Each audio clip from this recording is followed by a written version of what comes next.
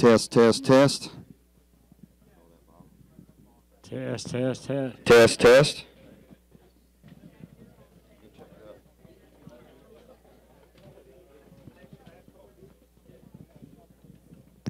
Test, 1, 2, 3.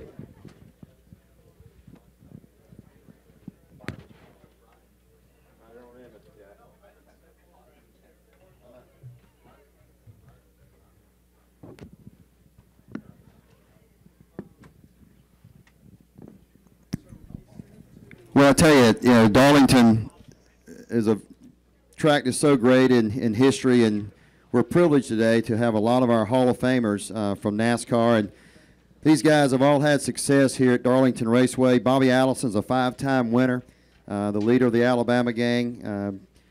He won here in 4 different car makes, which was really pretty outstanding as far as doing that with 5 victories here. In the center, Leonard Wood, 8-time winner here as a car owner at Darlington Raceway. 6 of those came with David Pearson back in the 1970s.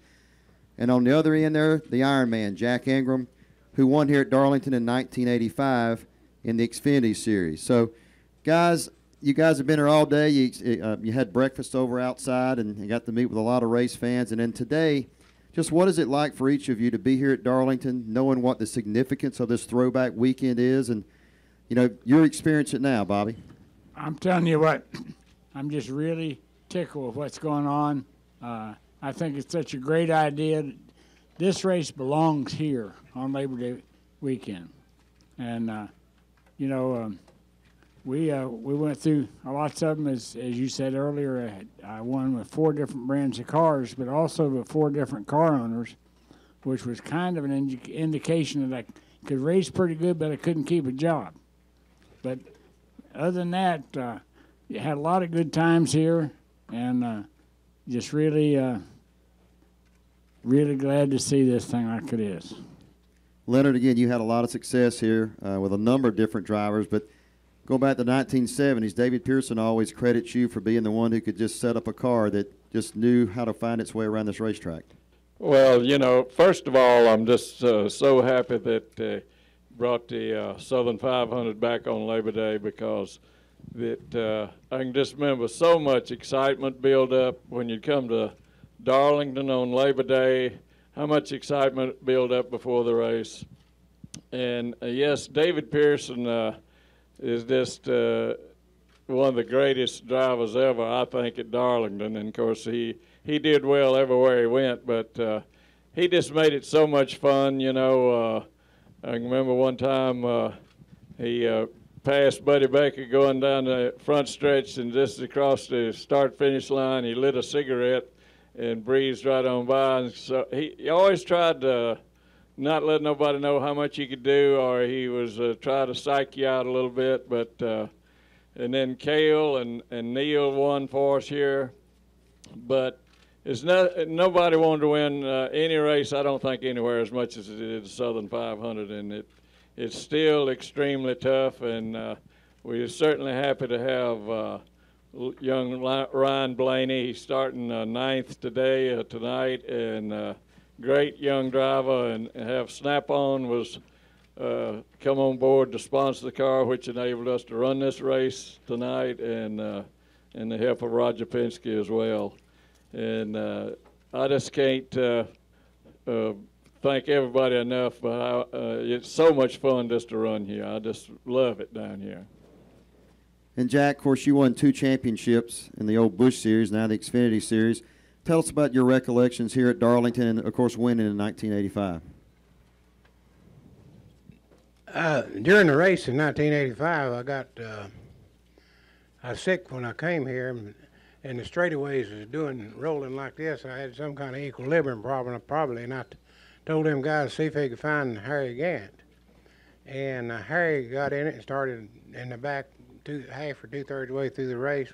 Wasn't long he was leading the race. And with 20 laps to go, he run the stop sign. They made him start in the back again, and he still won it. But Harry was extremely good on this racetrack, probably as good as David and Bobby there. He was very successful here. I started my rookie season here in a Cup car, I believe it was 79, and something happened to it, and I stopped, and they wanted me to get in a car of what's his name? Anyway, Benny Parsons. I'll think about it in a minute. Benny Parsons, they got hot. It was hot that day. I got in that car, and of course I had to put pillows and stuff behind me. Benny was a big old tall guy, and I just barely reached the pedals. And we wound up fourth or fifth. I was running second, and I seen that guy kept getting closer and closer to me. I couldn't figure out who it was because I didn't recognize the car, and it was Bill Elliott. He hadn't been racing in Cup long, and I didn't know him. And I didn't even know what his car looked like. But I went in the corner too hard, and then would been the first turn I hit it to the wall. But didn't spin out. Darrell Walters hit the same place. He spun out, and I didn't. But I wound up finished fourth or fifth. But I always had I sat on a pole here 2 or 3 times in a Xfinity car, and I wasn't as good on this track. Harry Gant could drive that car about 3/10 quicker than I could. But I could beat Harry at his own home track at Hickory. So. I got you. For our friends in the media, we're not going to have transcripts of today's press events here. We will have video and stuff on NASCARmedia.com, so just FYI on that. Bobby, what's out of the 5 wins? You know, you swept here in 1975 with the Matador. What's the most memorable race that you won here at Darlington? Well, probably 83 would be the best memory of the thing. You know, that's where I was steaming along. It was a pretty hot day, and everybody's tongue was hanging out, including mine. And I called my crew chief, Gary Nelson, and I said, Gary, when we pit this time, hand me an air chisel. I got to cut a notch out of this roof and get me an air scoop to get some cool air in this thing. So he did. And old Joe Gasway come running up there and looking at that and yelling, and I just drove on the way with my air scoop, and boy, it was so good, it just really, really helped me. Well, he black flagged me, and so I had to come in, and so while Gary Nelson and the boys were bending that flat back down and taping it, which he said we had to do, he was just over there just jumping up and down and hollering, and it tickled me to the point that I got revived and I went on and won the race. Victory number 5 here at Darlington. Leonard, what about you? One that sticks out maybe a little bit more than the others? Well, you know, you always, every one of them's fun to win here, you know, but I do remember David Pearson in 1972, first race he ever drove for us, and Dick Hutchison says, you know, when he gets ready to qualify, says he'll usually qualify faster than he practice, and he'll probably tell you, you know, he might run a little quicker, so sure enough, after we got done practicing, he says, nah, I might run 30/100s quicker. Anyway, he goes out, sets on pole, and then he goes out and wins the race, and he went on to win like 6 more that year. But and then Cale, he won one time when he had the flu, and he ended up. I think that's the first race we ever won here in 1968. And he was sick with the flu, but he still, you know, went on, give it 100%, and come home a winner. And then Neil Bonnet, you know, there's nothing more fun to watch a car come off of the 4th corner, the old 4th corner, and drive straight out of there and not look like it's not attempting to slip into the wall, whereas sometimes you get your car set up, you go up in that hole, and you just draw up, think you go hit the wall. Well, when you unload, if you're perfect, you know, you seem like you're perfect all week, you know. But if you're not good, it's hard to get a handle on it. But we was fortunate enough to hit the right combination several times, and had some great racing here. And Marvin Panch here was in 1963, and he used to use a lot of brakes. And I says, Marvin, you don't need to use all that much brakes. And anyway. I guess he felt he had to use them, and brakes went out on it. He picked up 3 miles an hour, so this sort of tells you, drivers sometimes use more brakes than they need to. We're going to open it now for questions. We've got Jason and Chad with microphones. Any questions?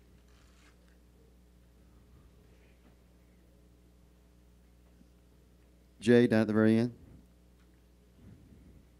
This is Jay Pennell with Fox Sports.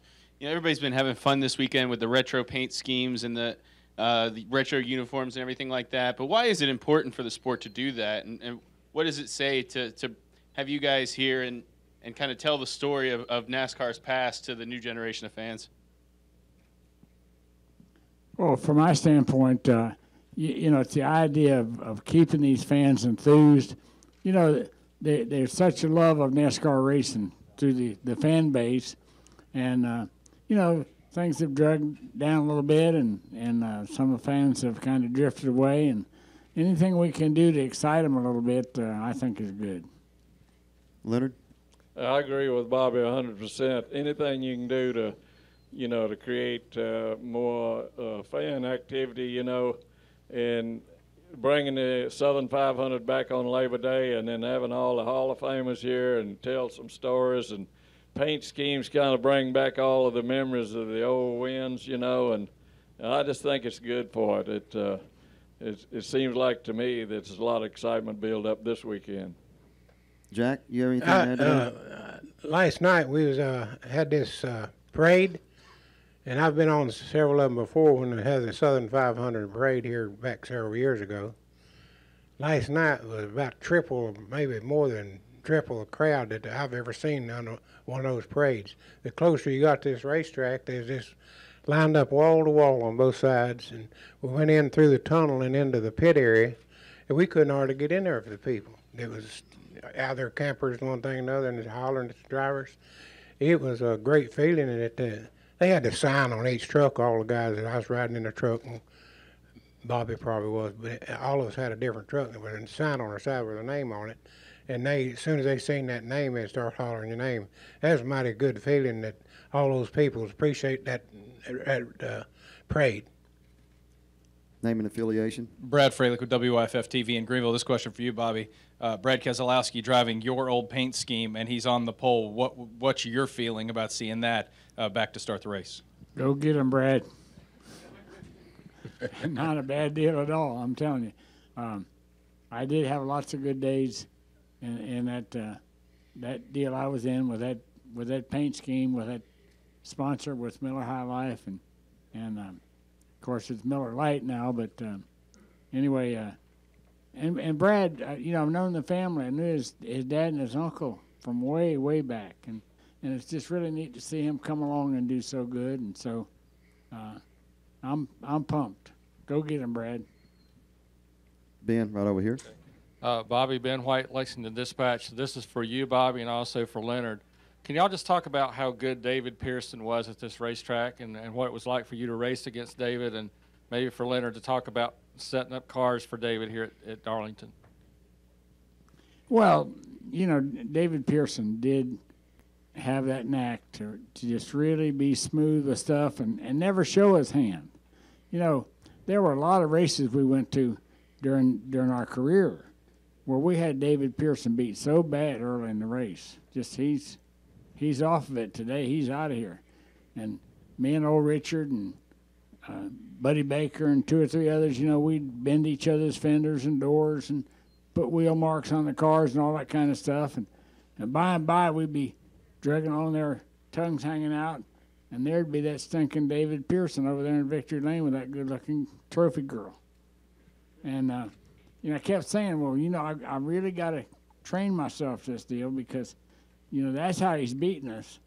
He's letting us beat ourselves first, and then he's capitalized on it. But he was a great example, and admired that. And then this darn Leonard would tune that car up, and he'd outrun those other Fords and Mercurys, and he swears that he was legal and doing all the things right and all that. And so I was just really, really disappointed that I never got to drive for him. Well, number one, really, I'll answer this question first. Bobby Allison told me one time, you know, if ever come a time of chance that he could drive our car, call him anytime, day or night. And I am certainly sorry that Bobby Allison never did drive our car, but he's a great driver. But as far as David Pearson's concerned, he was the easiest driver that I ever set a car up for to get around the track fast. He would go into the corner, he'd back off early, let the car float in the corner, take a set, pick the throttle up, and he'd just blow you away down the straightaway. And the key is coming off the turn and going down the straightaway. But it was just such a great joy to work with him. He never complained. He just, he always, even if it wasn't running, he felt like we would end up get the thing fixed. But it was just a great joy to have David Pearson drive for you all those years. And I always said, you know, if a car's not running, he was one driver that you knew could get around the track. So if you wasn't running, you better work on it, because it certainly wasn't him. And I don't know if you guys have seen the new paint scheme on the 21 this race or not, but sure proud of Snap-on coming on board and sponsoring it. It's got 2,000 pictures from one side of the car all the way around the back deck lid and down the other side. And it's our 65 years of racing this year, and it's 95 for Snap-on. Any other questions? Well, I tell you, we certainly do appreciate you guys being here. All of us should be very, very appreciative. Let's give these guys a round of applause. And you guys have a great weekend. Yeah, for sure. Everybody have a good one. Yeah. Give us about 2 minutes. We're going to have some more of our NASCAR Hall of Famers come join us.